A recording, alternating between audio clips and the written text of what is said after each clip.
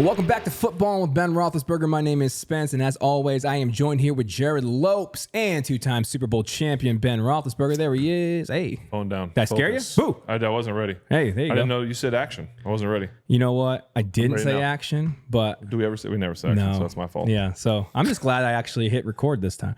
So it's an exciting week. It's an exciting week because we got a win. And not only do we have a win, guys, but we have a phenomenal show for you guys. We're going to touch on all the stuff that's been happening in the NFL. I felt like it was a great weekend for things.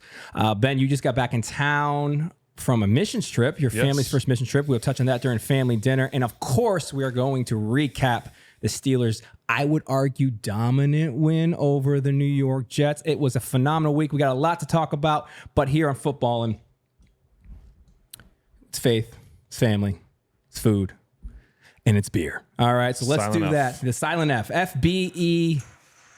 Oh, I get it. Yes, so let's kick today off with a beverage here. And both beverages, we're going to do two beers today. Both beverages were provided for us by the lovely people over at LOLEV Brewing in Lawrenceville here in Pittsburgh, but actually through Neil. Through Neil Walker. Yeah, Yes. Neil sent me a text, said, I think a buddy of his or someone works there, brews there, does something there, owns it, I don't know, and said that they wanted to send some beers for the show. I said, yes. Did you think I was going to say no? You're like, nah, we're good. Hello, Neil. Yes.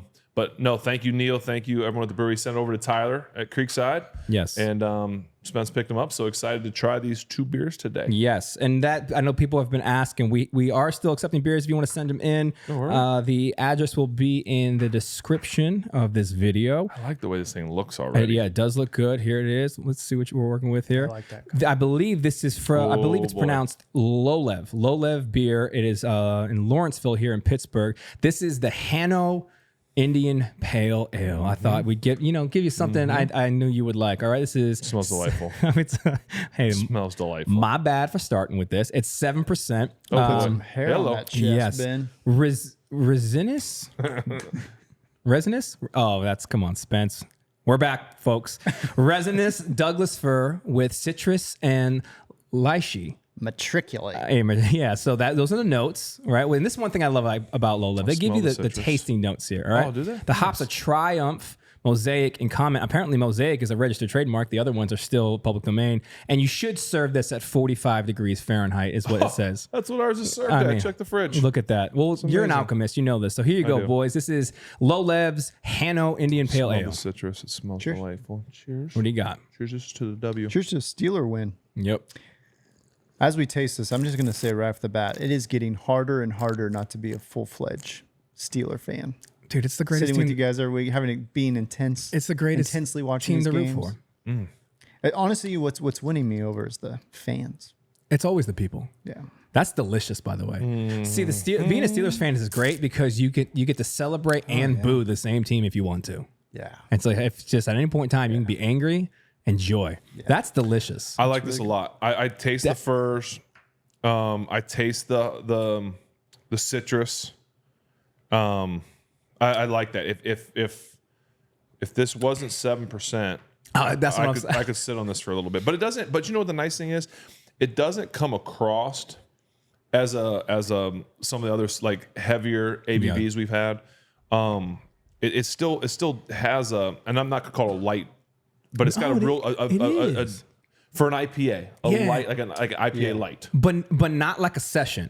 No, it feels full bodied. It feels like it's very drinkable, dangerously drinkable at 7%. But that is, Jared, what do you think in your expert beer opinion? Yeah, I actually don't Did like. you just spit it out? What was that? I caught him coming back into frame. I was coughing in the offering. No, I actually don't like ale. I don't prefer ales typically, but you're right. It is more of a lighter. Yeah. It's that's easier. a good IPA. I'm well done, you guys. Thanks, Neil. You're batting 1,000. 1 for 1 so far. Yeah. Appreciate that. That's and thank you to everyone over there. How do you say it? I think it's LOLEV. I apologize if I'm mispronouncing it. LOLEV beer. Yeah, whatever.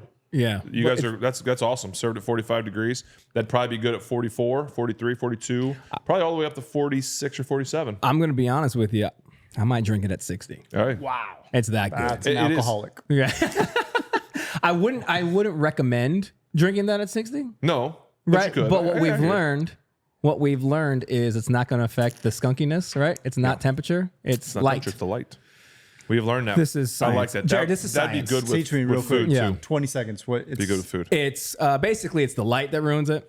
Not the heat. You know, if everyone, like beer people like get concerned with it going from warm to cold, and get skunky. It's actually the light that ruins the beer, not the warm cold. That's why because you if you see think the- about it, it's brewed warm or cold, then it goes in the truck, then it goes out, and it goes. So it's not about that. You learn 20 seconds over. Duh, Next. Jared. Yeah, duh. Duh. All right.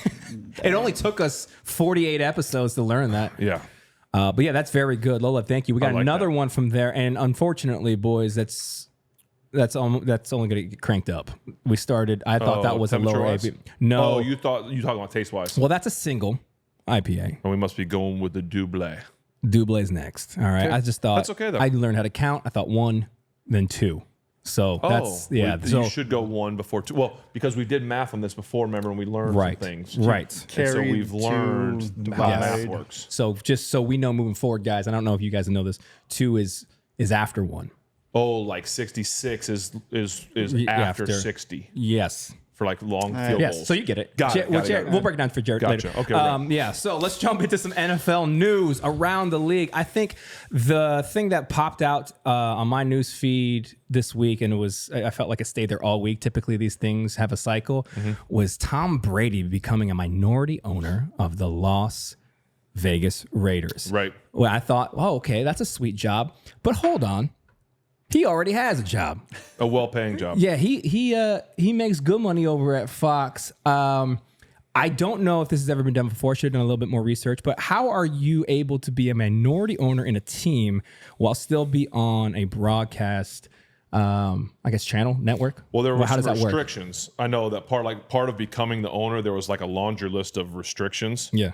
I don't. I have him here. That's what's. Yeah, it's not just that he has a job. It's that the new job comes with a ton of restrictions. On his other Yeah, job. which is the, yeah. My job restricts Right. this job. which I'm all restricts this for job. multiple jobs, Yeah. right? But like, I'm so interested by the whole Jackie Moon move. There's What's a up? ton of them, but they're like I'll just hit some of the huge ones here, kind of the key ones. He's not permitted to be in another team's facility. Makes sense. Not permitted to witness practice. Makes sense. Not permitted to attend broadcast production meetings, either in person or virtually. What's his other job? Makes sense as an owner. Okay. Prohibited from publicly criticizing game officials and other teams. Yeah, I disagree with that one, but yeah, okay. Subject to the league's gambling policy. Makes sense. I'm out. Subject to the league's anti-tampering policies, limiting him to strictly social communication with members of other he can't. clubs. Yeah, so he can't try and recruit guys to the Raiders. Oh, okay. So okay, that's just a few of the restrictions, if you want to call them. A lot of those all make perfect sense for an owner of a franchise. Yeah. They totally understand, totally agree, no issues. That being said, he is part of the media and he is broadcasting games for Fox that is paying him a lot of money. Okay, so let me tell you how this works. When you're about to do a game on Fox, the Pittsburgh Steelers doing Fox, I'm the quarterback of the Pittsburgh Steelers. The Fox production team comes to your practice facility and watches practice on Friday, and sometimes they go to the walkthrough on Saturday. They sit in your building and you go up and you speak to them on Friday after practice, head coach, quarterback, and they'll pick, TJ Watt's going. They're going to pick 2 or 3 people to speak, maybe more than that, to speak to, because they want to have things to talk about during the broadcast. As we know, games get long, and if you don't have something to talk about, it can be rough. So now he can't go be a part of production meetings virtually or in live. He can't go to practice. And listen, I'm going to tell you right now, those guys sit there and they watch all of practice, and you're watching them take notes. Now, they're not going to tell like secrets like, hey, on this play, they line up in this format. Like, they're not giving secrets away, but they need to watch and see things so that they have something to talk about. Like, oh yeah, we saw in practice X, Y, and Z happened. Or we saw that play in practice. He can't do that. I'm not sure. Now, I know this week he called a game, and I assume those rules came into effect. And I think he called the Niners and Chiefs game, and probably did a fine job. I didn't really watch the game super close, but I watched it, but I wasn't listening to it. But those seem like some crazy restrictions. Like, Fox has to be a little bit like, what are we doing here? Like that seems tricky to me. I don't understand all of it and how it's going to work. But I would imagine that all parties involved have to sign off on that, right? Because you got to have some kind of non-compete or something in Fox. Maybe that's just the broadcast networks and stuff like that. But that it seems that that would be a very challenging thing to do. Now, he can't go to the facilities and do all these things that Jared just mentioned, but is he still privy to the information to where it's like, who's his partner again? I'm sorry. The dude he does it with. Is he able the other guy? No offense to the other guy. No. We just don't know. Listen, I'm not the dude to know that. So that's nothing on you. But he's still privy to the information if he gets it from his boy, right? So is it like that old Michigan scandal thing to where it's like, hey, you can't send somebody, but you got to be there, but the reverse of this? Well, yeah, I mean, at some point they're going to work together and he's going to say, okay, I saw this, I saw that, but you still want to see it with your own eyes. Like sure. Tom is arguably the greatest to ever do it at the quarterback position. He wants to see stuff. He wants to see how a receiver runs a route. He wants to see what a quarterback's doing. He wants to. Now this week he had the Chiefs game. He's probably watched millions of hours of tape on Patrick Mahomes. Brock Purdy, but you still are going to want to see things and know. So it's just a very interesting thing that's happened. You have to assume Fox signed off on it. He's getting paid $300 and some million from Fox. I don't know what he's getting paid from the Raiders, like in terms of being an owner, how that works, like which one's more. But just a very interesting kind of turn of events, if you will. Like how's it going to work moving forward? It'll be interesting to see. Yeah, I just want to see how that information is I guess. Disseminated? What's the word I'm looking for? Matriculated. See, I tried to do it and I can't do it. Because if all I'm saying is those rules are in effect, so he doesn't get privy to that information for his team that he owns, right? Which is but he's going to get privy to that information by some kind of production team at Fox. He just can't be in person, so he can abide by the rules, but still get the benefit of as if he was breaking the rules because he still has to do his job. You're going to tell me, dude's not going to say anything to his partner? But here's what it's going to be like. No, he will, but it's going to be like this. It's going to be like, you went and saw a movie and told me about the movie. Yes. I'm going to miss a lot. I would act it out scene for scene, bro. What are you talking about? I might get the gist. You know what I'm saying? Yes, sure. That's the best way to describe it. Or you read a book and you're going to tell me about the book. Like, you're going to give me stuff, but and I can probably use that, but it's going to challenge Tom in the booth for sure because he's only going to have so much. And it's going to require him to watch more tape, maybe. I'm not sure what it's gonna be involved, but it's definitely gonna be a tricky thing. Yeah, I don't think we've ever seen like player ownership broadcast. Well, no, there was a player owner one time, right? You owned the Browns. True. Speaking of the Browns, is this live? Come on, man, that setup was gold. That was really good. That's good. Come on, man. Really good. Speaking of the Browns, they had a crazy weekend, man. Yeah. What was happening over there in Cleveland? A lot. They made some decisions this week to move on from some guys. Obviously, Amari Cooper going to the Bills. It's kind of that time in the season. It's like the first wave of teams realizing either we're gonna be there in the postseason or we're not gonna be. Seems like the Bills are feeling pretty confident, so they're like, okay, let's acquire, right? Then there's other people that are doing the selling. Yeah. They're trying to move on. And it seems a little bit like Cleveland was starting to move on already. Again, just my opinion. I'm sure this will make some waves. But when you're moving, when you're shipping guys at this point in the season and other teams are like, okay, we're going to take them because it's going to make us better. It seems to me that's what Cleveland's doing. It's like, okay, we're shipping Amari to another AFC team that's a contender. Right. It's like, all right, we used to say late in the season when we were getting ready to play a team that wasn't making the postseason and we're like, I think they've already shipped their cars down south.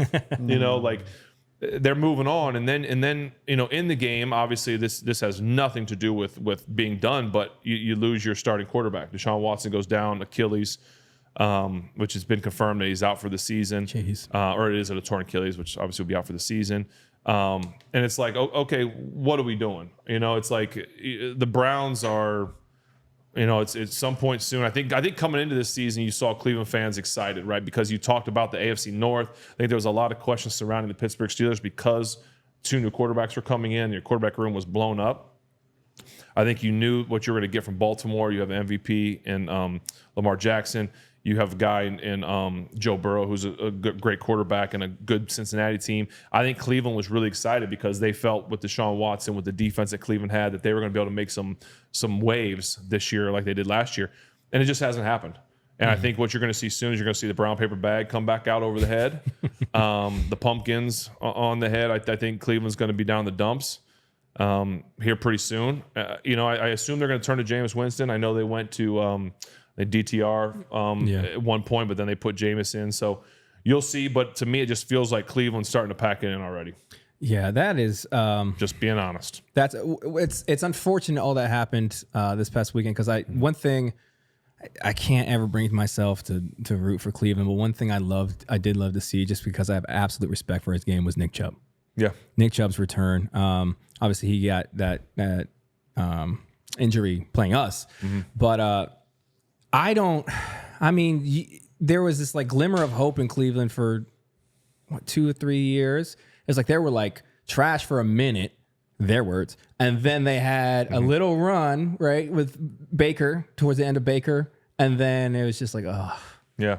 Oh, it's that's why I said the bags are coming. Now, listen, I'm not saying that the players are going to quit because they're going to fight. But if you start seeing as a team, I can't imagine what it feels like to all of a sudden you're like shipping your best, like your players out. Yeah. And then your quarterback goes down and it's like, all right, what are we doing? So I don't know. I don't know what's going to happen in Cleveland, to be honest. This is just. When can we play them? Yeah, for real. Week 6, 7? This week? Oh, yeah. I think, something like that. We say early on, like first couple weeks, right? Teams are knocking the rust off, probably through week 3 or 4. But you're saying this is the first time the first wave where teams are like, oh, we're going to make it, we're not going to make it, let's start making moves. Are there legitimately, is that known within the league that this is a time period in which like there are actual teams mailing it in? It's too early for that. For the most part, like it's just too early. But again, that's why I say I don't want to say that they're doing that. And the players, I've never seen a player. Yeah, I probably have seen some players chalk it up a little early, but not like that. Like, but it is early for that. But it's like when the team starts shipping guys away and things start happening, it's almost like okay, we're starting to build for next year. It's like we're already like you're 6 weeks in, you're already starting next year. I know you're going to have guys out there, Myles Garrett. You're going to have guys out there that are going to keep fighting and they're going to keep wanting to be the best and do what they can to show that there's fight still left in these guys. But, it's just tough when when the ownership and people are making moves that you can't control. It's tough. Yeah. Imagine the morale for the guys that are left there is got to be real low. Unless that guy they shipped off was a like a locker room issue, which I don't know anything about Amari. I've never heard that he was. Always heard he's a quiet, great teammate. Don't know, but unless you're shipping off a guy like that, then it's like it's different. But it just feels like, man, what are we doing? So it's like guys that are injured. We'll talk about him later, like Devontae Adams. Like he was injured, so he couldn't play for the Raiders, but yet he's ready to go for the Jets. It's pretty funny, but I think it's. Anyways, you got that when you got your boy playing quarterback, you're out there with him. Like what hamstring? Yeah. Yeah. Is there ever a situation where like Amari Cooper? He was a staple in Cleveland. So, all reports, the awesome teammate, great, phenomenal player. Is there ever a situation where you're like, you know what, this guy's been good to us. We're not going to do anything. Let's give him a shot. Let's send him somewhere and give him a shot. Maybe, but not, right by maybe, him. But not in the AFC. Yeah, that's weird. Like that's especially not in the AFC, like in your division, but not in the AFC. But yeah, I don't know. That's a pretty selfless move. I'm not saying nobody's done that, but that's pretty selfless. So yeah. Then at the end of the day, if you're a fan, you still have to live in Cleveland. I'm kidding. Cleveland's I'm not going to call it the armpit of the world. There's a lot of great things in Cleveland. I'm not going to call it that. A lot of great things in Cleveland. Let's go on the other side of the winning spectrum here. Let's look at the Kansas City Chiefs, man. Because I texted you during the Niner game because my heart was breaking as a born and raised Niner fan. This is just a frustrating team for me because the Niners or the Chiefs? Well, both last week, but the Chiefs, man, because it just seems like they're on the path for a three-peat. Okay, and I know you and I had conversation about that, but it's just like they're the only team undefeated now, and they're not even playing that well. No, like Patrick was not playing that well. Well, so here's what I would say. I again, records is gonna trump a lot of things. When you've got Patrick Mahomes, you're this 2-time defending Super Bowl champs. That's gonna trump a lot of things. I would argue though that maybe the Niners aren't that good or weren't that good the other day. And I'm not saying the Chiefs aren't good. I agree with that. I'm not saying the Chiefs aren't good. They've got Patrick, they've got Kelsey, they've got Joe, they've got players, and they are a good football team. But the Niners didn't have any receivers. They started having 2 and 3 tight ends out there. Yeah. Now a couple of their tight ends are really good, but it looked like Purdy wasn't on rhythm yesterday. It didn't look like a good game for the Niners, and it was still relatively it was close there for a while. Mm-hmm. And it came down to some mistakes, but I think if anything, for the first time, and this will make some news, and that's fine. I know that Patrick and these guys will take this as a challenge, and or they won't care what I say. And I'll say this: you also have Andy Reid. That's the trump card you can always keep in your pocket. But I think if anything, they look more beatable. I know that they're undefeated, and I know that they're a great football team. But as I've just watched, just my eyeball test of watching the game yesterday, I don't think the Niners look like the team that they can be. I think if they stayed healthy, you got Samuel out there, Ayuk, who obviously is out for the season now. I was told or read about. I just disagree a little bit that they're the front runner in the AFC. Now, again, I will say that they're going to be there because they are the Chiefs and they're the defending champ, and they've got Patrick and Reed and Kelsey and those guys. But watching them yesterday, I wasn't overly impressed. I've seen some teams that I think have been impressive. Yeah. And so again, it's going to make news me saying that, but I'm arguing that I just didn't think the Niners were good the other day. Are you saying that the Chiefs didn't look impressive comparatively to how they have historically been, or to other teams in the league? Yeah, well, I would say historically, because they've just flat out dominated teams, where they haven't needed fourth quarter plays. They haven't needed Mahomes to make that little move down the sideline, which is great, and it's special what he's able to do. But you've seen him do some even more magical stuff with passing and doing things like that. I think they traditionally and historically in the last couple of years have looked better than this team. Now stats may argue with me. I don't have them in front of me. Maybe they're better statistically than they've been in the past, but you don't see Mahomes throwing 2 interceptions. Now one's tipped by a lineman, and the other one guy falls down, but they've dominated in the past. Yeah. But you know what? The sign of a good football team, I'll say this, is winning, finding a way to win. Even when you don't dominate, you find a way to win, and that's what they've done. I'm looking at the rest of their schedule for the year, and I'm trying to figure out what one of these teams do you think gives them a real run for their money? They play Raiders twice. Nope. Buccaneers. Buccaneers are good. The Buccaneers are a good football team. We'll see. I think we see Tampa tonight, I think, against Baltimore. Yeah. That'll be a good game. Mm-hmm. So we'll see who Tampa is. Bills, maybe. Yes, Bills can always do it. Broncos. Nope. Panthers. Nope.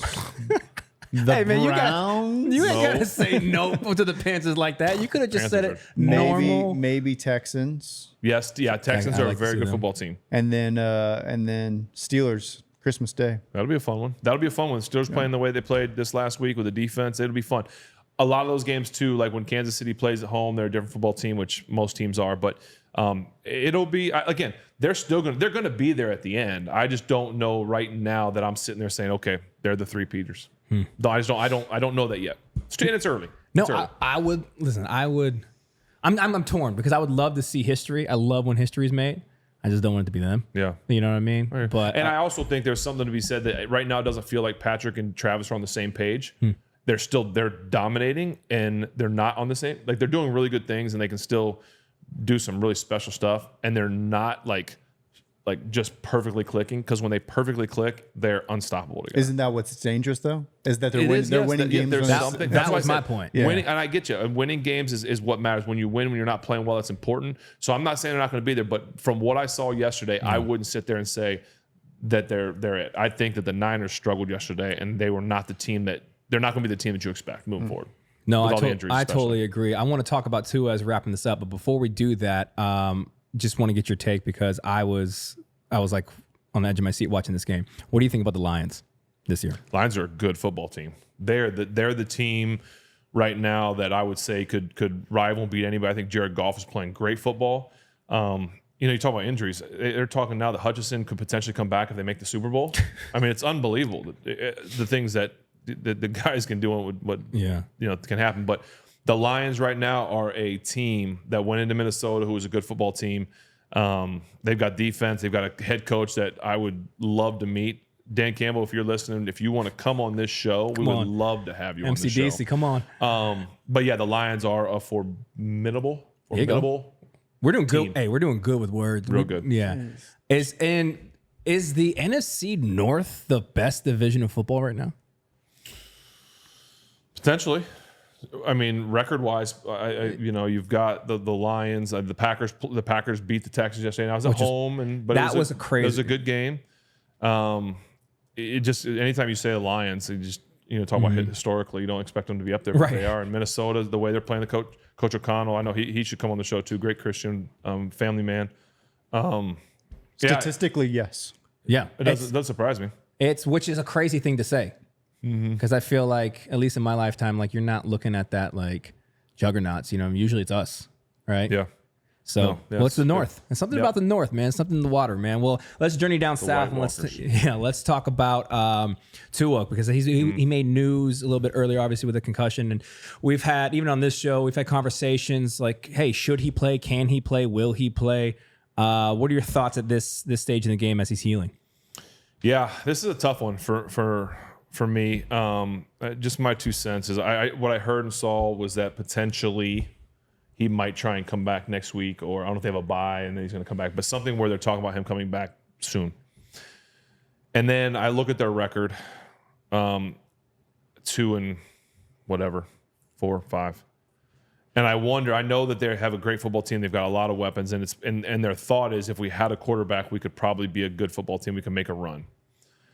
But it's also one of those things that it's like, okay, if they're not going to make the postseason, which I know there's still time to make the postseason, they can go on a run. If you're not going to make the postseason, are you better off just letting the guy like take your time? And there is questions and answers and arguments and debates on both sides of the aisle for this. I'm just saying that Tua needs to be very smart because it's the brain, and we've talked about it on here before. The brain's the only thing that you can't transplant.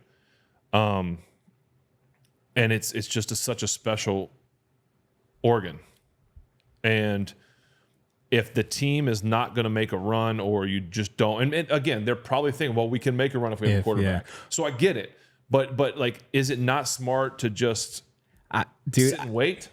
We should just have something I call uneducated debate without any information or knowledge. You pick a stance, and just argue it. Just argue it until we believe it. But that's what debate is, and it's having two sides of a conversation, right. And that's what makes things great, is you're allowed to have your opinion. My opinion would be to sit them down, but I also don't know what their team contracts look like. Like, maybe they're not going to have that group of guys together again, so they're like, this is our last chance. Sometimes you get to a point where it's like, this is our we have a 2-year window with Hill and Waddle and all those guys. So maybe they're like, this is it. So this is why we have to make our run. I just hope and pray that he and the rest of the staff, and I'm sure they will, they'll take care of him, but that he's perfectly ready to come out. Because I'm telling you this, if he goes out in this next game, and I pray this doesn't happen, if he goes out and takes a big hit and has another concussion or gets knocked out, they shouldn't let him. I mean, you have to protect a player sometimes. It's not even this next game; it's the rest of the season. If he gets one more hit like that, the rest of the season. I know. I agree. I'm just saying how bad it would look if it was right away. But I mean, you're hoping that there's got to be so many people talk in his ear right now, but you're just like, what does his wife say? I'm always just like, what's his wife saying? As he's looking at his kids, and there's going to be people on both sides. I mean, in my house, that's what would be the only thing that matters. Yeah. You got to make that money, but at this point in time, like you can do other things and make money, man. You know what I mean? I don't know. Well, we'll see what happens. We'll see. There are just talks about it happening. It might not happen. Who knows? What's the record threshold for you? They're 2-4 right now. At what point are you like, hey, yeah, it's worth? I would have to know where they are in the division. Yeah. Where are they in the whole AFC? I know there's still plenty of time. Anything can happen, but it can't be. They're not at the top, and they're probably not in the middle. They're 2. They're 2 in the AFC East? No, I'm sorry. Yes.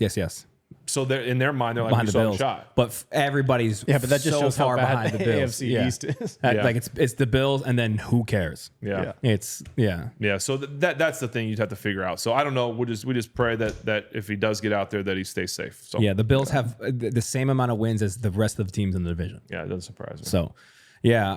All right. Well, prayers for you too, man. Obviously, like we love to watch you play, but at the same time, I'd care so much more about your health, man. But if you're Superman, go for it. All right. Well, let's do this. Let's transition to family dinner. All right. Family Football and dinner. family dinner. I'm going to kick off football and family dinner with our second beverage of the day. Again, coming from LOLEV Brewing Company, or LOLEV Beer, excuse me. That's what's on the. Spence, I'm sorry. 'Cause I know you're going to do that. Go but ahead. I do have a special surprise for you guys Oh, for family dinner. I know the people at home can't do it, but will you guys just do one of these? Yeah. Do that. I thought when I first guys walked in, smell I was something? like, is Ben microwaving pizza again? But I'm like, that smells better than. I don't microwave pizza. My wife won't let us microwave bad things in there. Oh, oven. Yeah, oven. Yeah. How dare you? Yeah, Jared. But just a little something special what for is you that? guys. What is that? Saffron? What is that? Just as you talk about that beer, I Yeah. just wanted you guys to notice there's a little something special. I have something special planned for you guys today. It does. It is a little. Great word on the like that? spice choice. You know I Saffron. like to cook. You Your boy just like threw to that cook. under You know there, what I real mean? under the radar. What are you making, a paella? Jeez. You know what I mean? Nah, you lost me. Well, Saffron. I was in. See, your boy like to eat, and when you like to eat, you learn to cook. All right. Oh, the double. All right. This is the Thanks, double. Neil. Let's see how you're batting now. All right, 500 Neil. still gets you in the Hall of Fame, Neil. Hey, The Football Hall of Fame. football. Dude, should we have a football? We should have a Football Hall of Fame. What is the prereq for entry?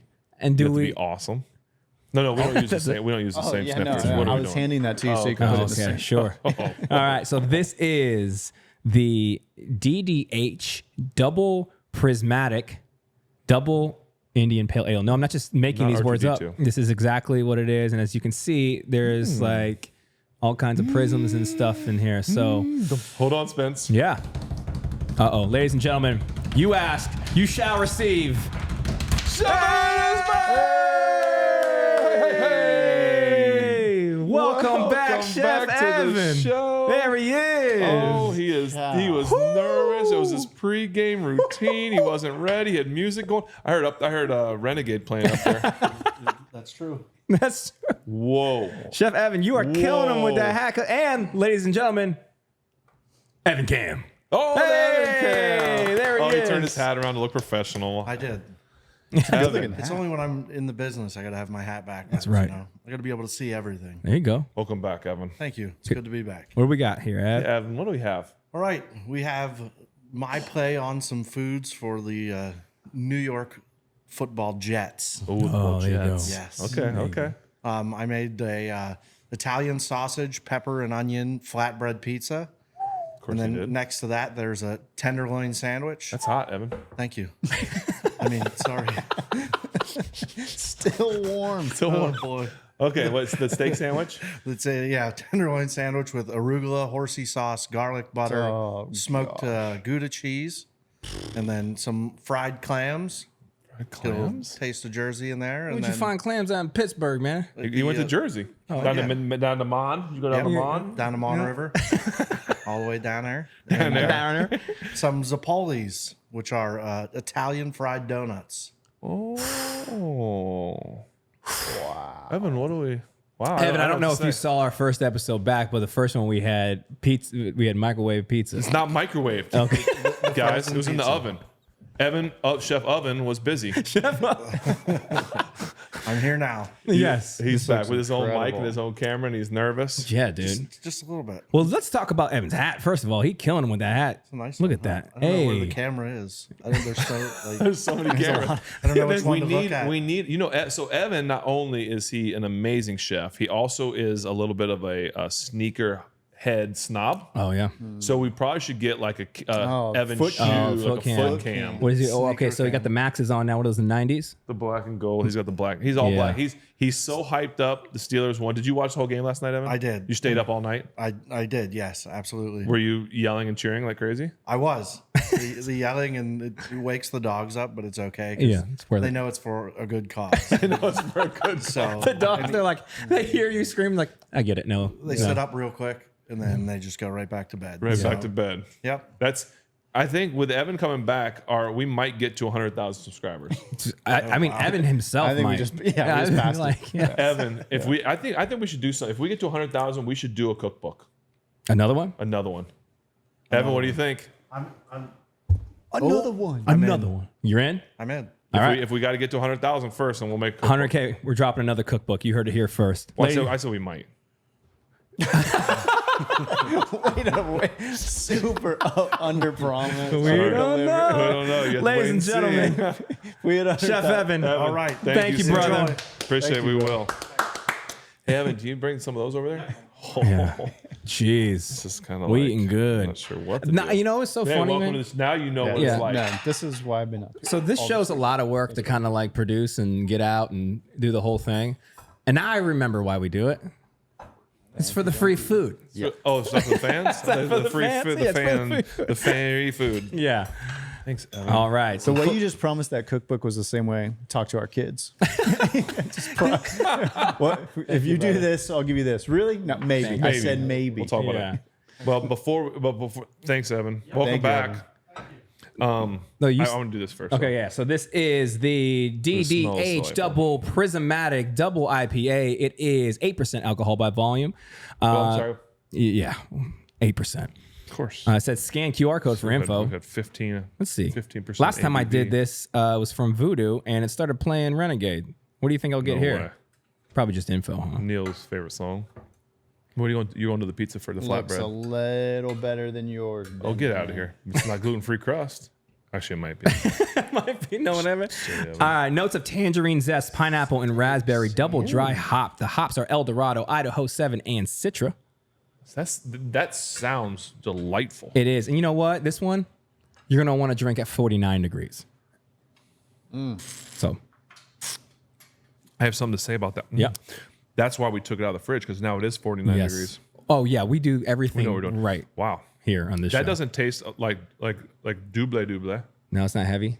Heavy hitter. I prefer this one over the first one. Really? Yeah. It's got a little heavier hit, but it's delightful. It feels smoother to me. It is smooth.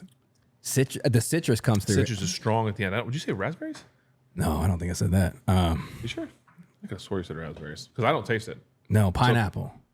You didn't say raspberries. I got to rescan People- it. I X'd out. People, will you guys Brother, I ain't say no raspberry. go on? If only we and let could us know. rewind and fast forward these. Did I say raspberries, Jared? You're not even listening over I here. wasn't listening. I haven't listened Yeah, to you- you from the second Evan walked down. I Me stopped listening neither. to everybody. I stopped. I Oh, could've dude, I did say raspberries. I listen. I don't even have any Steel ears. trap. Wow.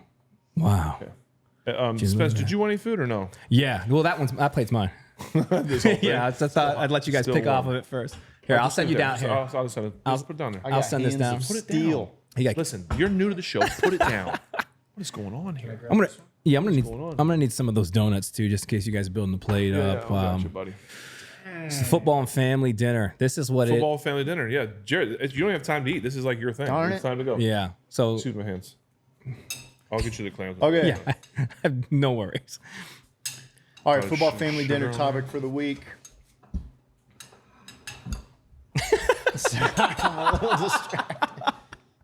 Sorry. So you got to multitask, man.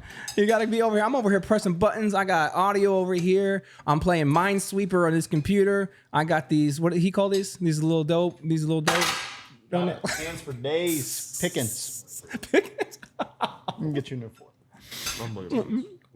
That is amazing. So football and family dinner is a segment that we introduced that is gives us the time to catch up and talk about the things we've done throughout the week. Some cool things that we maybe read in the news, having to do with family, having to do with faith. So, Jared, what do you got for us? All right, so I got 4 kids, 13, 11, 5, and 3. And I'm taking the oldest one's a boy, the rest are girls. Taking my 13-year-old son through a thing called Rite of Passage, teaching him, I call it the bridge between boyhood and manhood, is the Rite of Passage process. Going through John Tyson, if you've heard of him, John Tyson's got some Rite of Passage stuff. It's very, very good. So I've been going through that with him. The first 10 weeks, like he goes through multiple weeks of challenges and thinking through things, and then he'll end with a challenge and he gets a patch. It's this whole deal. But the first 10 weeks, he is really focusing on the phrase, boys want comfort, men embrace difficulty. So week after week after week, we sit down in the mornings and we go through we study the scriptures together, and we go through that idea that boys want comfort, men embrace difficulty. And I was thinking about that this week because nothing like huge. Our family, we're fine, but our house, I was actually leaving last week from this show, and I was flying home, and Layla texted me. I got service right as we were landing, and she sent me a text that said, call me ASAP. Oh, boy. Which in 15 years of marriage, she's never sent that. She's not dramatic. She never sends texts like that. So I'm like, did one of the kids die, or what happened? So anyway, our upstairs. That's where your brain went, really? I thought the worst. Yeah. Yeah, wow. Yeah. We have car accidents like daily in our town too, because there's a bunch of old people driving. Anyway. We love you, old fans. Yeah. From Cleveland. Anyway, so they're driving a dishwasher, washing machine. You got me distracted with This is going great, guys. Washing machine flooded downstairs, came through the ceiling. Anyway, so flooded our whole house. And so we've just had like a bunch of, there's been like death by 1,000 cuts kind of thing over the last week. Nothing huge. Our we're fine, but just a bunch of little stuff that's been adding up. And so every part of me, I was thinking this week, like every part of me as a dude wants to go into fix it mode, which I think God has wired us for. Just like, how do we fix this? How do we fix this? How do we fix this? But I was actually thinking of you, Spence, and the story that you shared at the beginning of us starting this season and everything that your family went through. And I was like, I think you said it in a more eloquent way, but something to the effect of, I don't want to just like God sent me in this moment. Like I'm here in this moment for a reason. Sent, not stuck. Sent, not stuck, dude. That's so Sent good. here, That needs to be here. a t-shirt. But just thinking like, all right, this moment right now, as a man, I'm going to embrace difficulty. I'm not going to run from it. I'm not going to just try to get comfortable for the sake of comfort. What is God trying to teach me now? So it's something I'm trying to deal with as a man personally, as I'm trying to model that for my 13-year-old son, which I feel like all of us are going through. But I'd love to hear your thoughts on embracing difficulty and not the comfort. So there's an artist called Andy Mineo, Yeah. right? So he's a rapper. Take that. Take that. Right. Coming in hot. You ever heard that? That's him. But he has a song. I don't remember what record it's off of, but it's called Nobody's Coming. And he talks about his wedding day with his wife. Now he has an estranged, I think his father left when he was little, strange relationship with his father. And he's talking about his wedding day when he got married. He invited his dad and he didn't show up. And there's this concept of like, oh, that's the family picture, excuse me. But this documents the thing, this thought process of like, hey, you're gonna have to be, the lyric in the Nobody's Coming song is, you're gonna have to be when I never had for me, right? And so it's this concept of like, I think in manhood, the thing that's actually given me peace, and maybe it doesn't seem like it should give you peace, is until Jesus comes back, nobody's coming. Right. And so if there is something that needs to get done, I'm gonna have to do it in my family, and now that's gonna influence the importance of community. Why we talk so much on this show about having a community that you can live life with, because what that is other guys saying, hey, I know that if you do this on your own, nobody's coming. So I'm going to commit to you that when you walk through that, I'm gonna be there. And when I walk through that, you're going to be there. Because the reality in manhood is like, especially fatherhood, especially when you become a husband, you're the last line of defense, right? Your children can run to mom. Your mom can run to you. And there's plenty of times I would argue, now, Jared, I haven't known you as long as I've known Ben, but there's been times when I can speak for us, and I would imagine this applies to you. You break down crying in your wife's arms. That's real. But like, it's just us. It's just out here. And so I think accepting that reality as a man has actually given me a lot more peace, because I stopped looking for ways out. And so I stopped looking for options of like, well, what about? I'm like, nah, man, it's just me. It's gonna suck. It's gonna be difficult, and I gotta do it. And there's something in my DNA, or maybe it's a male thing, where it's like, okay, we're made for the war. We're made for this. And maybe the war is having a difficult conversation. It's being tired, but being present anyway. It's going out. For me, one thing I struggle with, because I'm very internal, is giving encouragement to my wife. She's the most encouraging person on the planet Earth. She might be encouraging somebody right now, right?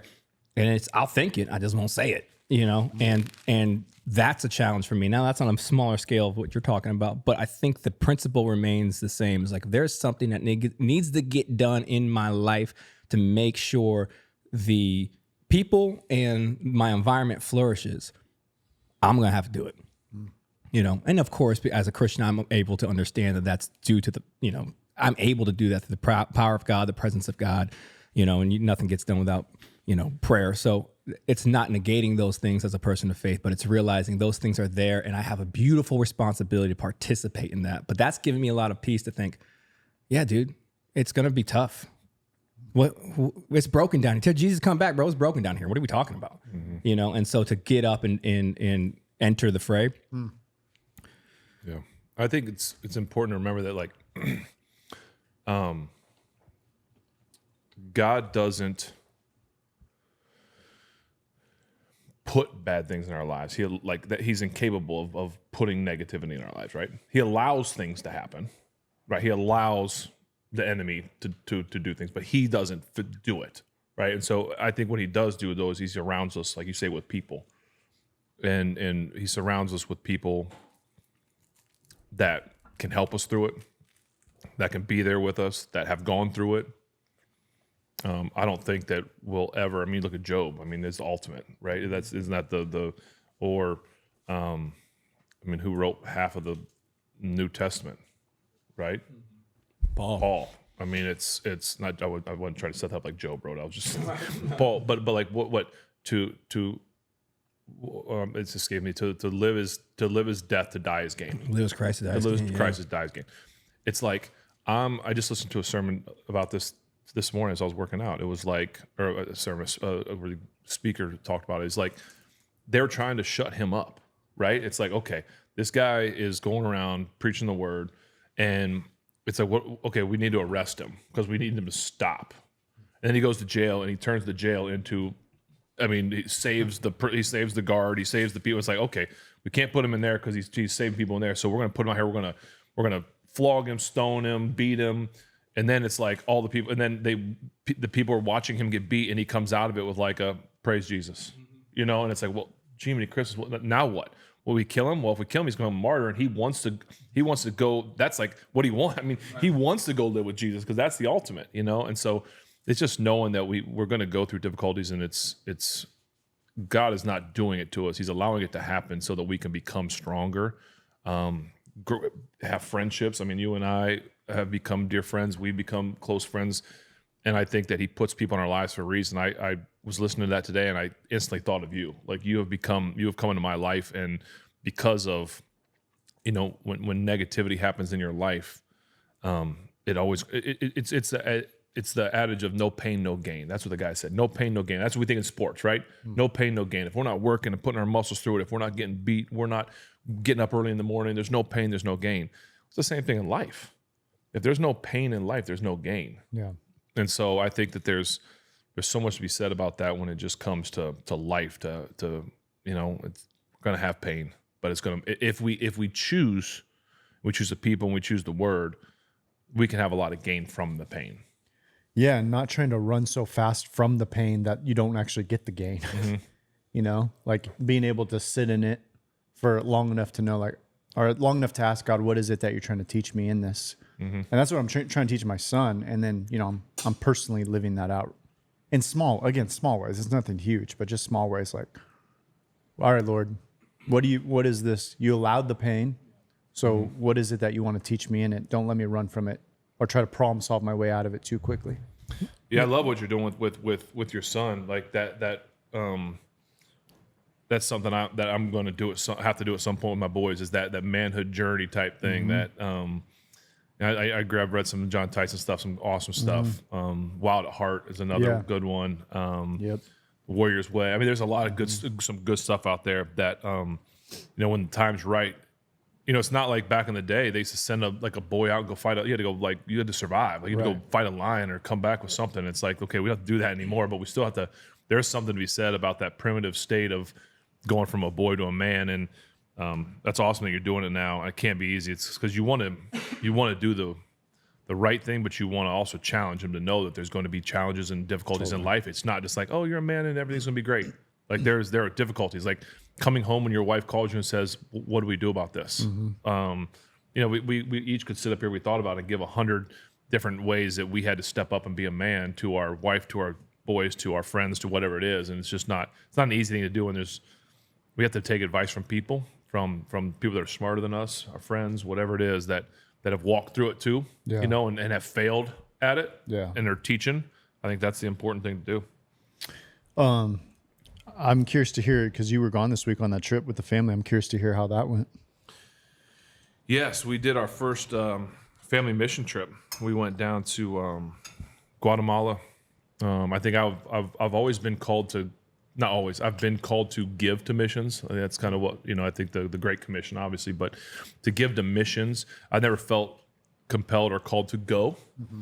And then in the last probably 2 years ago, I felt like, you know what, for my kids' sake, for my sake, like I felt called to do it. Like let's go do this thing.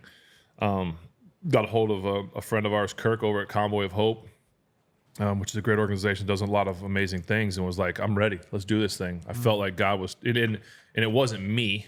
It wasn't like I all of a sudden was like, let's do it. It was obviously the Holy Spirit tugging at me because I didn't want to do it.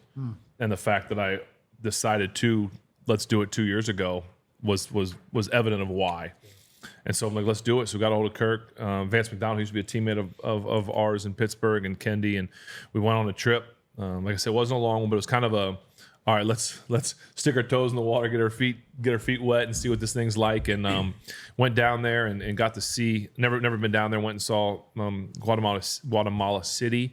We took a 2-hour bus ride out to like a remote village, and during that ride, it's just like you're seeing some of the stuff, the way that the world is. Like America, we live in a bubble, and you get to see like clothes hanging out everywhere. You see tin roofs. You see, and I'm not saying we don't have some of that in America, but what we saw driving was just unbelievable. And we got to a village where they're feeding kids, and we went to a school, where we got to give kids like some of them their only meal of the day. And if it wasn't their first meal of the day, they said their first meal of the day would have been a cup of coffee and a piece of toast, or a piece of bread, not even toast, bread. Like these kids they're just not getting anything. And so Convoy's doing a great thing by feeding these kids. And I mean, it was looked like Chef Boyer. I mean, it was just like these really cool bowls with bananas, and they all kinds of stuff. I can't even get into all the details of it, but they were getting snacks that our kids probably get every day for lunch. Yeah.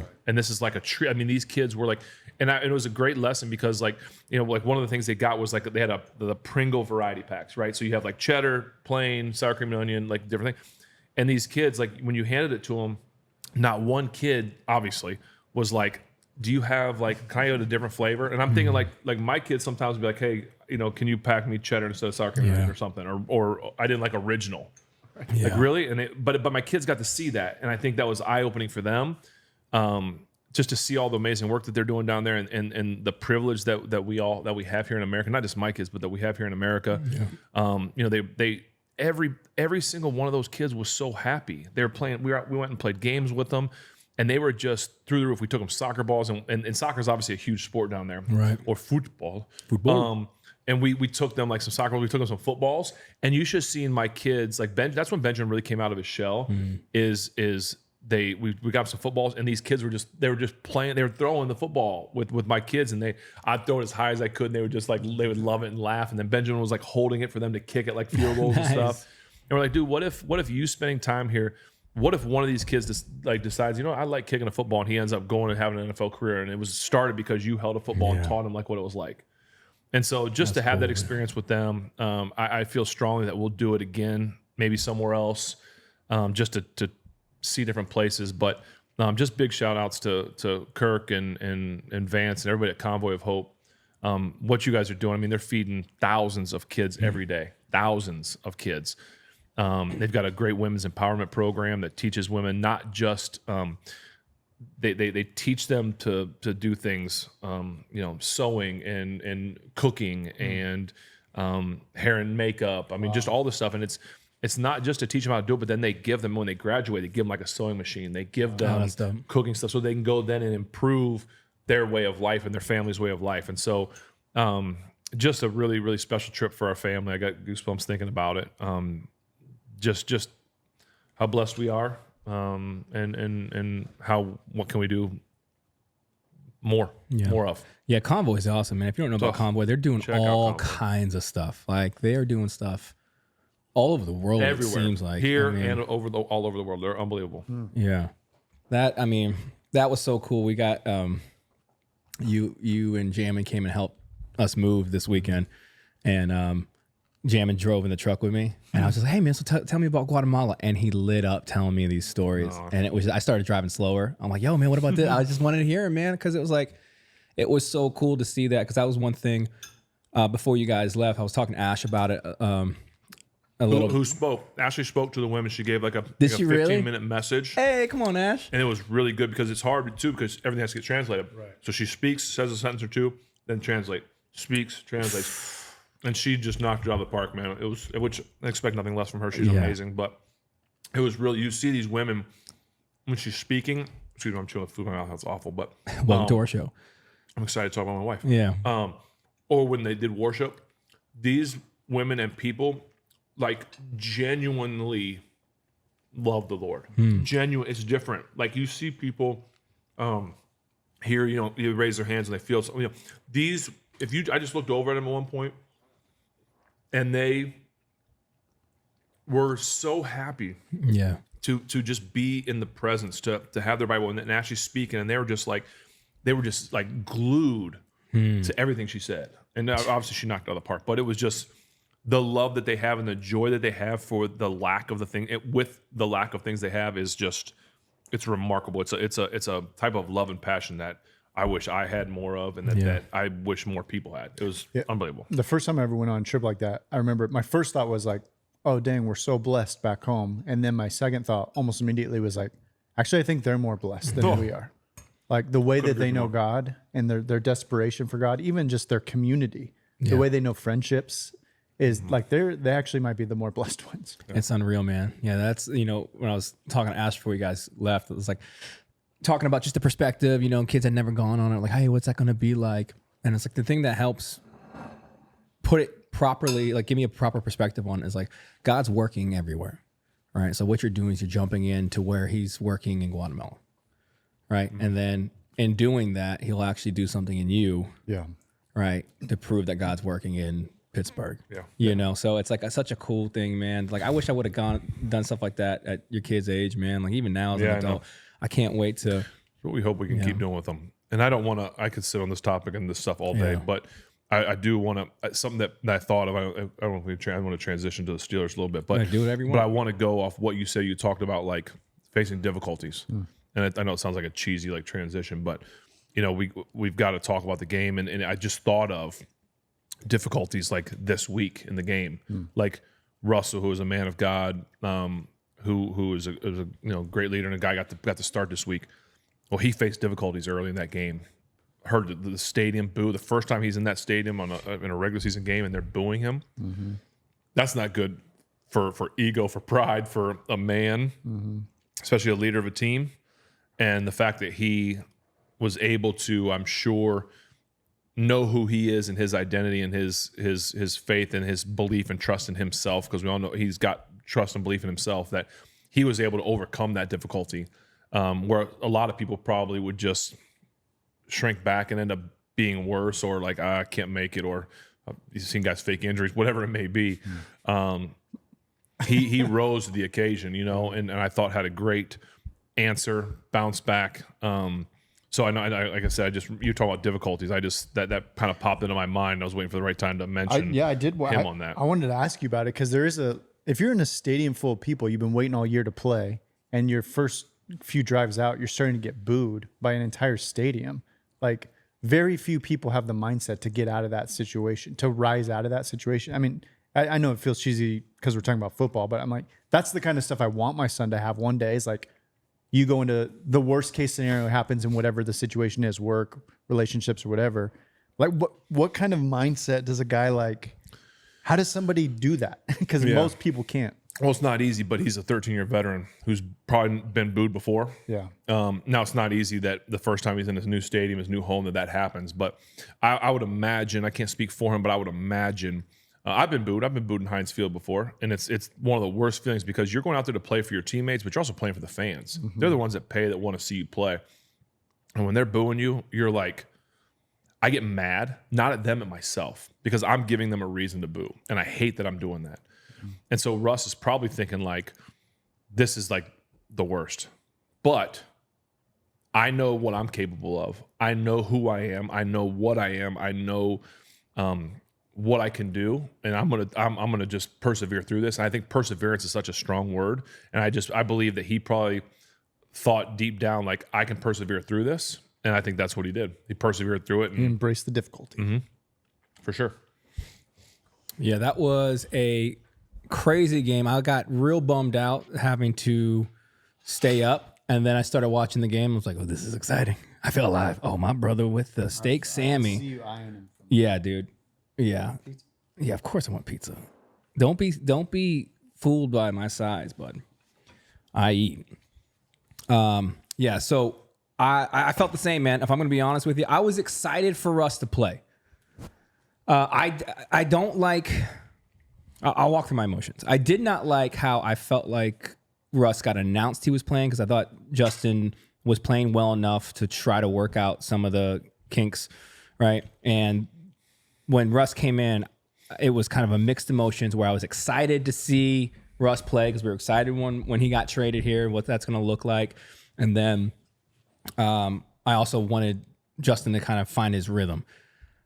As soon as Russ came in and had a little bit of trouble knocking the rust off there, the cynical part was like, come on, bro. I didn't boo in my house because I didn't want to wake up my kids, but I thought about it. My heart booed a little bit, right? And then after, again, he got his rhythm. I remember texting you. I'm like, I'm just giving him the benefit of the doubt. It's probably really challenging. And then he hits the quintessential deep ball, like the Russell Wilson deep ball. The moon shot that Chris Collinsworth wouldn't stop talking about. Yeah. He's trying to trademark moonshot. Yeah, I know. I was like, does he have stock in moonshot? Yeah. So, but he's known for that. I feel like if I look at Russell Wilson's play, he's known for, he's really good at play action, and he has that deep ball that is been there his whole career. Yeah, I think what you saw last night is what the Pittsburgh Steelers, I'm talking front office coaches, what they hoped they would see in their offense when they got Arthur Smith, when they knew they had Najee and Jalen Warren. They bolstered their line in the draft, and they went and got Russell Wilson. You wanted a team that was going to run the ball, was going to have play action, was going to take some shots, and was going to rely on the run. No, I think the unique thing is last night, I think the run opened up because of the pass. 100%. And that's one of the things that run and the pass game have to work hand in hand. And I think you saw that. I think you saw some heavy play action. You saw some boots. I think one of the early passes through to Mount Washington a few times. Pat with a great one-handed catch. Now, I think there was still some rust on Russ, which we saw early, which I think he would tell you the same thing. Missed some throws, but he hasn't played a game. I saw that they said since Christmas of like 23 or something. Yeah. I mean, it's been a while. So you're going to get that. And I thought that there were some deep balls that, which is his MO, that were good plays, but I think guys made plays as well. I think Russ will tell you, I think the touchdown to Pickens was a great catch. It probably could have been thrown out a little further. I think there was a play, another deep ball that George made a great play on that, again, thrown out there, which it'll come. Those things will come. Russ will get those balls out there. He'll start getting comfortable in there. I'm with you. Like, I didn't think that Justin deserved to get benched, if you want to call it benched. I mean, I guess you could just say that, Russell's always supposed to be the guy. But, and I thought, by the way, I thought Justin handled it marvelously. With great class. Saying if I would have played better, it would have been an issue. So kudos to him for that. But what you saw last night is what I think Steeler fans want to see and expected to see and hope to see in this offense is a team that can run the ball when you need to. I think they'd like to see a little better red zone. Obviously, you get down there and you want to put 7 points on the board, but the other guys get paid too. Big plays. You saw some shots taken down the field, which is going to be Russ's thing. And I think you'll start to see some more running catches. He starts to learn how to play it out to those guys. But I will caution a little bit. The Jets were down bad yesterday on their defensive side, down 2 DBs early, lost 2 DBs throughout the game. And so I think, this week with the Giants coming in, they're awful. So I think I think we'll get to 6-2 for the break. But this is what I expected to see, and I think this is where Arthur Smith is going to shine as an OC because he has everything that he wants in the run game and the ability for Russell. You saw Russell changing the plays. I mean, that's not that I don't know that Justin changed plays or didn't change plays, but you could tell last night that Russ had a little more command of the offense because he's a 13-year vet who's seen a lot.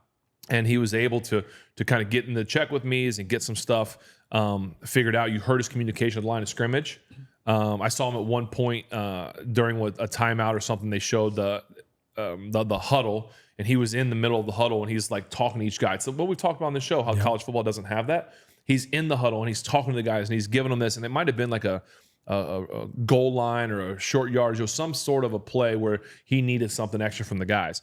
He got in there and he was getting them going and stuff. And that's what you expect to see from a guy that's been in this league, that's won a Super Bowl, been to 2, the Pro Bowler is the veteran, the leader. That's the guy that you want, and why you brought him in here. And so I think that's what you'll see moving forward. Is everything going to be pretty? Are they going to put up 30-some points every week and 300 yards of offense? Probably not. But I think if you believe what you saw last night and that Russell's going to continue to get better, then you're going to have an offense that matches a defense that's playing really well right now. Yeah, I think that was the most reassuring thing. As soon as Russ hit his stride, it felt like you weren't, crossing your fingers when the offense was on the field, like, oh, I hope they can make something happen. You're like, oh no, I feel like we have options here. And you made a great point early on, and I think that's kind of what we were waiting on. It's not to say that Justin couldn't do it. It's just they hadn't really hit the stride yet. Is that Russ's passing game is, I would argue, the reason why the running game was lethal. I mean, Nas hit his stride last week, and I think because you weren't fearing Russ running on you like you would Justin, right? They had to really be nervous about his arm a little bit. Yeah, and that was the difference. What I saw last night in the game is there were times that you would have been that I said, Justin would have got out of that, or Justin would have picked up yards. There was one play I think at the end of the half where Russ stepped up and and he threw a ball. I think it was incomplete, but they showed the end, like the behind view of it. And old Russ, I think, would have, and I say old Russ by younger Russ, would have probably and he's keeping his eyes on field, but he probably could have scrambled. Younger Russ was pretty lethal with his legs as well. I mean, Justin Fields is an elite level runner, but Russ was always very elusive and good with his legs. But they showed that behind the quarterback view, and I was thinking to myself, if Justin's in, he might score. It was all man coverage, and they were running like this way, and I'm looking like Justin's gone. Yeah. But that's what you get with Justin. But you're not gonna get that with Russ. But you're gonna get the passing with Russ that you might not get with Justin. So it's give and take, and it's what do you want to be. And it's again, each guy brings something unique. I thought that like Benjamin said to me, Dad, when's Justin coming in? They said he was going to have some plays. I'm like, bud, you're not going to see him unless they decide to go with like a third and short on the goal line or something where they want to have a big body trying to get it.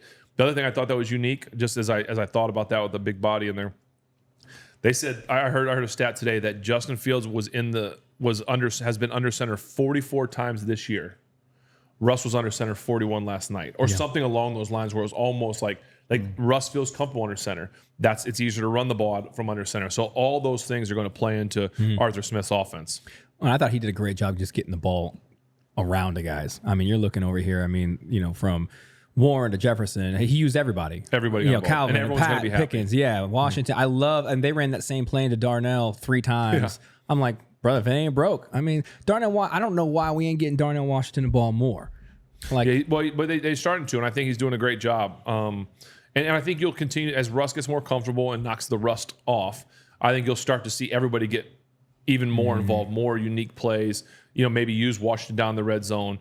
And it's not just going to be deep balls and hope that George Pickens continues to make the plays, because he's not going to most likely make those juggling catches every week. The defenders are going to make plays too, and some of those balls might end up getting intercepted. But for the most part, you're going to, I think, see a Russell Wilson that's going to continue to get better as he gets more familiar with being out there. And I think he's also going to feel comfortable because his calf is going to he's going to start moving further and further away from that injury, which is going to help his confidence in doing maybe more running.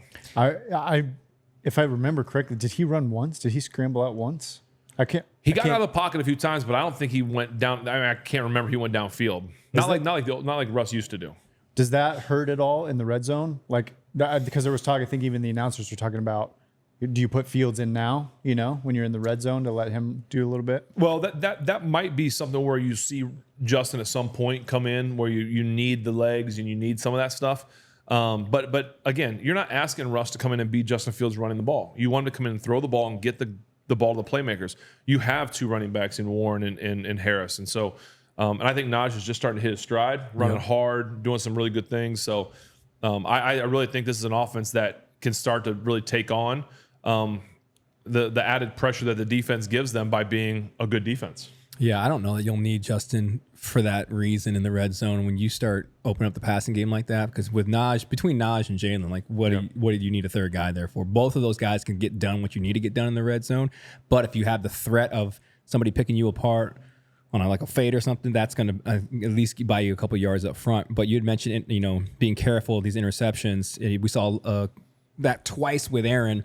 One thing that I loved seeing, and I want to see more, is we turned each one of those interceptions into 7 points. Yeah. And I thought that right there, I mean, you take those 7 points away, we're still winning the game, obviously, but it's a completely different feeling.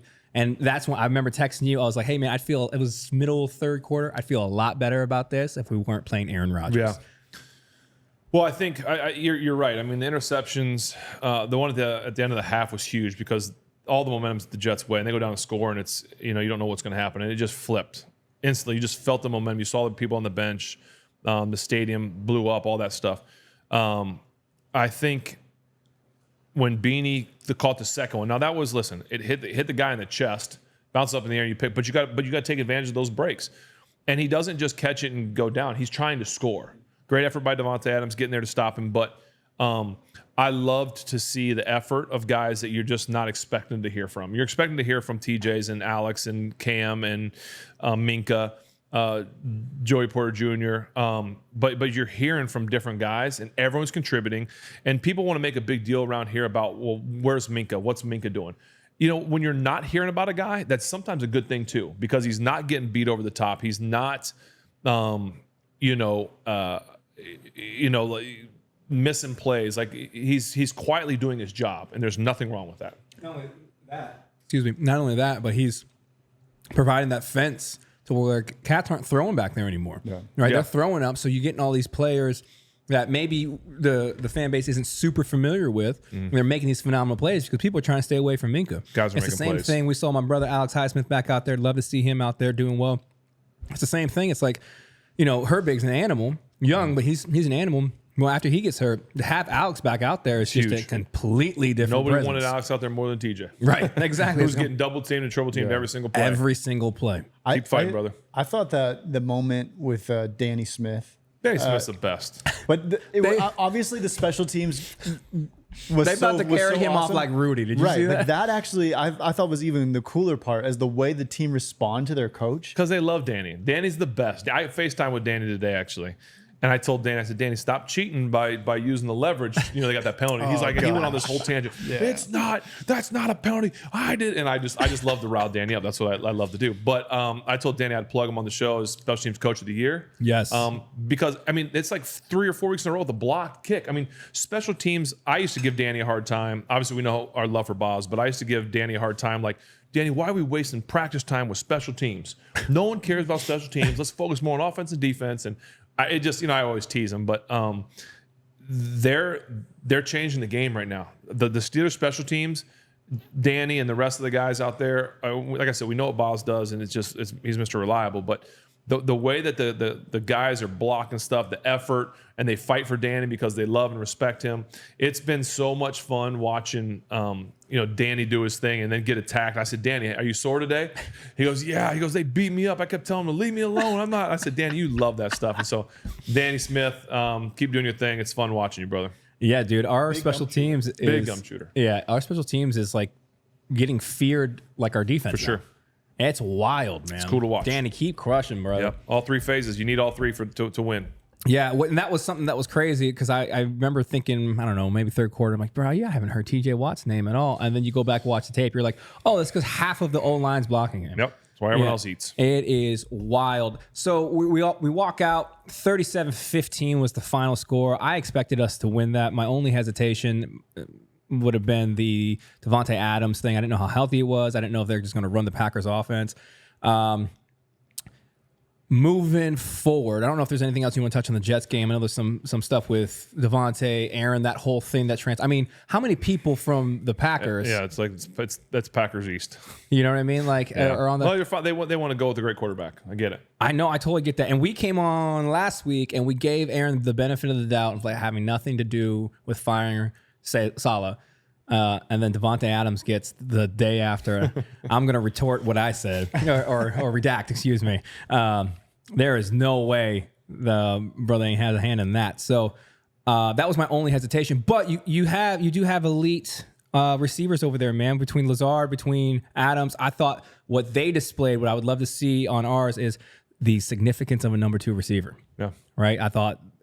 I mean, obviously Aaron Rodgers, he's able to make anybody look good out there, but I thought they were doing, when they were catching the ball, they were executing that well. Do you feel, having beaten this team, walking into the Giants next week, you feel like this is kind of a runway for us? Yes, they're in a great place to go into the bye week because they got the Giants coming in who are abysmal. They had 119 yards of offense. They benched their quarterback, then told him he's going to play again. They don't have Saquon Barkley, who ran wild on them. Yeah, he did. Who wanted a revenge game. The Giants are not good. I'll just be honest with you. There's quite a few teams that aren't good. The Giants are one of them. As long as the Steelers don't take it lightly, which I don't think Tomlin will let them. I think the defense will get after them. I expect to go into the bye at 6-2. A great place to get healthy, get some guys back, because the second half of the schedule is when it's going to get real. When we start playing AFC North, we've got some things coming. And I think it'll be perfect. You got 2 games with Russ, then you get a bye week to kind of put some new wrinkles in, some new challenges. I expect them to come out of the bye week, and I know they don't want to look too far ahead, but I will. Coming out of the bye, just churning. I expect it to hit the ground running, no hiccups, and I think there's a chance that this team could really make a run. I would love to see that. They got the Commanders outside of the week after the bye. I don't know what happened with Jaden Daniels. Little ribs, but he'll be maybe back by them. So, and then it's literally 4 weeks of AFC North. Smash mouth football. Yeah. Luckily, some of those teams are not great either. So, but it's exciting, man. Steelers win. Big win. And in a big way. I love to see it. Russ is out there doing his thing. Feel like he kicked off some of the rust. I think next week is just going to be an extension of what we saw this week. I would love to see more of that. I would love to see what the playbook turns into with an offense that we feel is proficient and expanding. Super stoked to celebrate that this week. Other than that, anything else we want to touch on, boys, before we go on out of here? Nope. Thanks for everything. Thanks, Evan. Welcome back. Thanks for the food. Thank you, Neil, and everybody over at, how do you say it again? LOLEV? LOLEV? Yeah, good. We probably screwed up. LOLEV beer. There you go. Great. 2 awesome beers. Appreciate it. Enjoyed it. Good job, Stillers.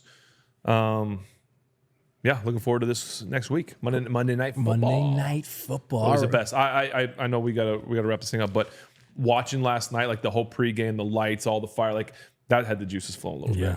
You That's miss cool. it? No. You miss it enough? I missed that part, but not enough to come back. Come on now, man. No. Here, good. throw this Russ that is way. doing great. Let me see your arm. Russ is doing Throw great. this that way. See Russ what is happens. doing great. Yes, he is, and I'm excited for it. But just real quick for the people. Spence, see that plane? Let's land that thing. What if we did that? Put a hole in the wall? Just start a chat. Rookie of the year. Rookie of the year. Yeah. All right, man. Well, we appreciate you guys. If you are not already, go ahead and follow at Footballin with Ben on Instagram. Give Dad Tired a follow as well. Stay up to date on what we are doing on the show.